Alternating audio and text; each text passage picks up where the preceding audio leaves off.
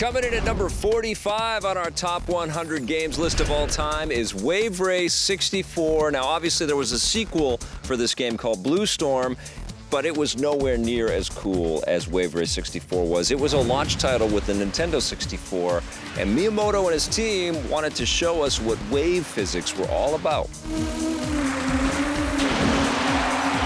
Yeah, and the waves in this game are seriously vertigo-inducing. I mean, these things come rolling in, and if you've ever spent any time in the ocean, like there's an ocean behind us, it's pretty calm here today. This is not CG. But if you have ever experienced any of that chop, those swells that come in, man, you really feel them in this game. As you're driving your jet ski across these things, they actually bog down the jet ski. You can use the waves as kind of makeshift jumps as you're touring around the courses. Some of these courses are absolutely brilliantly designed. I mean, some of the shortcuts that you find and some of the ways that you can use the power-ups in the game to get a leg up on the competition. I mean, this was a game that brought the Nintendo 64 home to me on a personal level. Like, I really connected with this experience. Yeah, I mean, if you're looking at the visuals right now, obviously everything looks really primitive and triangular and washed out and not super detailed. But at the time, this was really showing gamers everywhere, and us too included, what 3D game design was going to be all about. There was a sense of placement, of actually putting you onto the seat of this thing, and you got the physicality.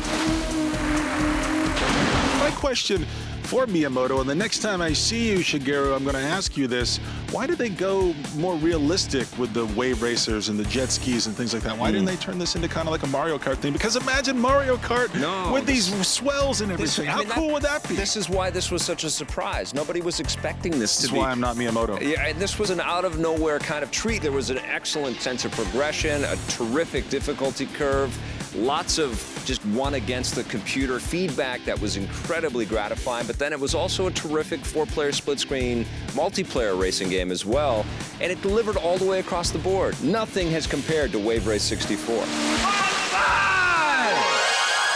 Now it's that time in the countdown when we take a look back at some of our reviews of Wave Race 64. So generally in our downloadable game reviews, I like to look at stuff that's brand new on the market and out for Xbox Live Arcade or the PlayStation Store. I know the Wii is coming up with some new games pretty soon, but this is a virtual console game for the Wii that I think everybody should have if they don't already have it for their N64. I'm talking about Wave Race 64, which was a launch title for that system, and it still stands, in my mind at least, as the best water racing game ever developed, and it's a total trip to play it 10 years later or 11 years later, and it's still just as fun. It's really amazing development. The water and wave physics are still fantastic. The graphics are pretty solid too. It still looks pretty cool with some great lighting effects. There's a championship mode which gets progressively harder and a very Nintendo-like thoughtful progression, which is great.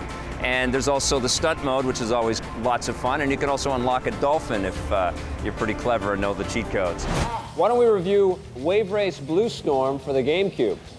Wow, what a great idea. Well, you know, these things got me thinking. They sure did. What'd you think of the game? Well, I tell you, I got to be honest with you now. This is a game for the GameCube. Yes. Right? Yes, it is. The Now, brand new Nintendo GameCube. Brand new. It's supposed to be revolutionary. Oh my God, wow me, right? Right. The N64 version of Wave Race, I thought was a great game. It's one of the top 5 N64 games. Awesome game. I didn't really feel like this was the next generational step. It feels and moves and looks quite similar to the N64 version of Wave Race, and that is, honestly, it's a bit disappointing. I really just kind of got the same game 4 years later.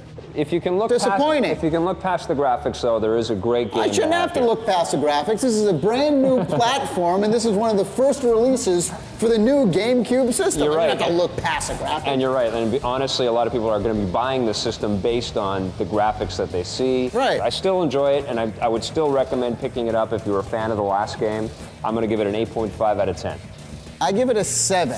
You know, the other thing I forgot to mention about this game is the terrific controls that you have with a crazy Nintendo 64 controller. I mean, every single touch of the button, you could feel your jet ski responding on screen. I mean, this is absolutely a terrific piece of work. If you've never played this game, I envy you. It's like all of our friends out there who haven't seen Breaking Bad yet. You got to see Breaking Bad. Listen, congratulations to Nintendo, congratulations to Miyamoto, and congratulations to Wave Race 64. You are number 45 in our list of the greatest video games of all time.